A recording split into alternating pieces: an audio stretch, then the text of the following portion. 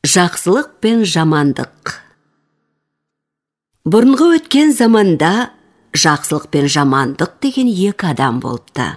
Бір күні жамандық жаяу жүріп келе жатса, артынан бір атты кісі қуып жетіпті. Екеуі жөн сұрасып, қайда бара жатқанын білісіпті.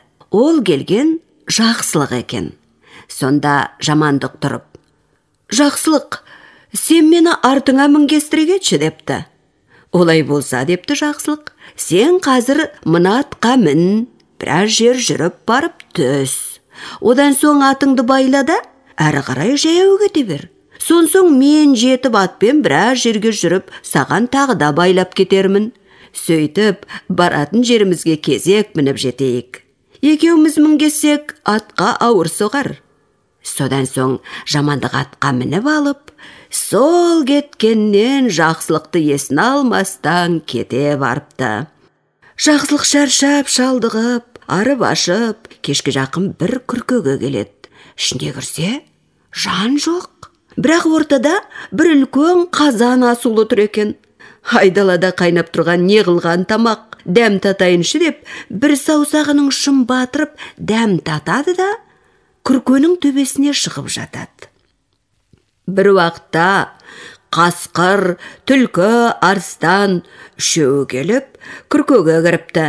Түлкі тамақты көре сала: «Ойбай, мына тамақтан біреу жепті» деп байбалам салады.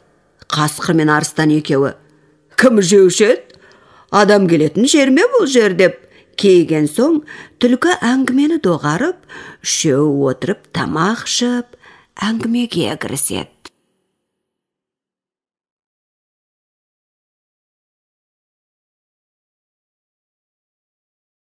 Арыстан, қасқыр, түлкі үшеуі көрген білгендерін айтысады.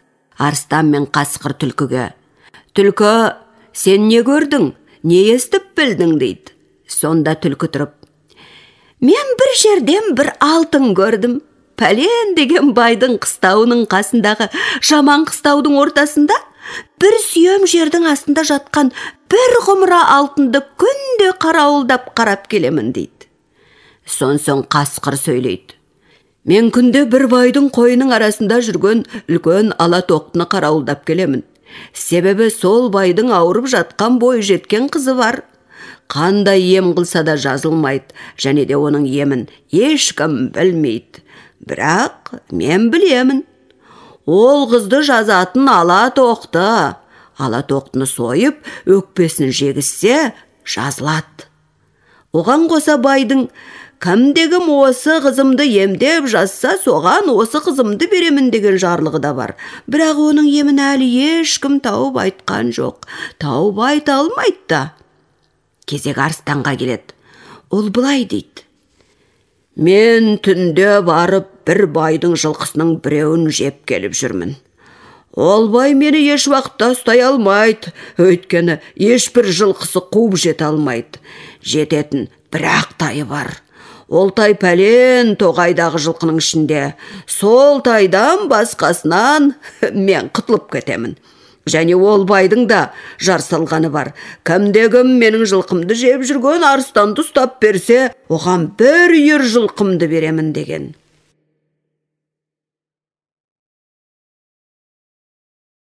Олар әңгімелерін аяқтап, ұйықтап қалады да, азаннан тұрып бет-бетіне кетеді.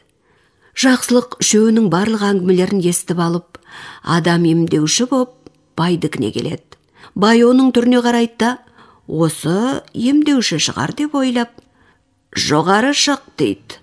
Жақсылық отырған соң бай: «Қызыма бал ашып бер» дейді. Жақсылық: «Мақұл» дейді де, қызды қарап көріп: «Баланы емдетпей босқа қинапсыңдар. Әкел үлкен ала тоқтыны, мұның ауруы соның өкпесінде» дейді. Бай дереу қойшыларды жіберіп тоқтыны алдыртады. Жақсылық қызға тоқтының өкпесін жегізіп емдейді. Қыз жазылады. Бай қызын Жақсылыққа береді. Бұдан кейін Жақсылық бағанағы жаман қыстауға келеді. Қораның ортасын бір сүйемдей қазса, бір құмыра алтын шығады. Оны алып арыстанның айтқан жеріне барады. Барса, бай әлі арыстанды ұстаған жоқ екен. Мұны білген жақсылық байға: «Мен сол арыстанды ұстап берсем, маған не бересің?» дейді. Бай: «Егер ұстап берсең, саған 1 үйір жылқы сыйлаймын» дейді. Жақсылық тоғайдағы жылқылар ішінен Алатайды ұстап алып, арыстанды күтеді. Арыстан келіп жылқыны алып қаша бергенде, Жақсылық әлгі Алатаймен қуып береді. Арыстанға жетіп, оны ұрып жығады да байдың 1 үйір жылқысын алып қайтады.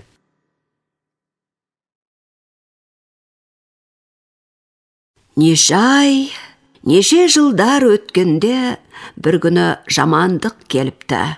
Жақсылық жамандыққа қараса, үсті басында түк жоқ, қайыршы, дуана секілді екен. Ол Жақсылықты көріп: «Жақсылық жан, мен саған жамандық қыламын деп осындай күйге ұшырадым. Енді сен мені адам қыл, сен бұл мал мүліктерді қай жақтан таптың?» дейді. Сонда Жақсылық: «Адам баласымыз ғой, сен маған жамандық істегенмен, мен саған жақсылық жасайын» деп өзінің көрген оқиғасын айтыпты. Сонан соң тұрып: «Пәлен төбеде күрке бар. Сен қазір соған жет. Оның ішінде асулы бір қазан ет тұр. Бірақ ол еттен жеме. Тек бір саусағыңды батырып дәмін көрде, күркенің үстіне шығып жат». Сонда түлкі, қасқыр, арыстан келеді. Сен олардың әңгімесін тыңдай бер. Олар кеткеннен кейін әлгі айтқандарын істесең, сен мендей бай боласың дейді. Жамандық: «Жарайды» дейді де, баяғы күркеге барып кіреді. Жақсылық айтқандай қазан толы ет асулы тұр екен. Көзі қызығып кетіп шыдай алмай: «Мына бір жілігін жейінші» деп еттен жеп, сорпасын да 5-6 рет ұрттап алыпты. Сөйтіпті де күркенің төбесіне шығып жатыпты. Бір уақытта түлкі, арыстан, қасқыр үшеуі күркеге келіп кіреді. Түлкі тамақты көре сала: «Ойбай, мына иттің тоқпақ жілігі жоқ, омыртқасы жоқ, сорпасы да аз, біреу жепті» дейді. Оған арыстан мен қасқыр: «Кім жеуші еді? Бұл жерге адам келуші ме еді?» деп көнбейді. «Жоқ, бәрібір бір бәле бар, мен түс көрейінші» деп түлкі жата қалыпты да аздан соң қайтып тұрып: «Осы күркенің үстіне шығайықшы, сонда бір бәле бар секілді» депті.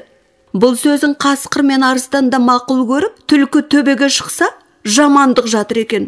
Үшеуі жамандықты бас салып жеп қойыпты. Сөйтіп, Жақсылық жақсылығынан жақсы өмір сүріп, мұрат мақсатына жетіпті. Жамандық жамандығынан ит құсқа жем болыпты.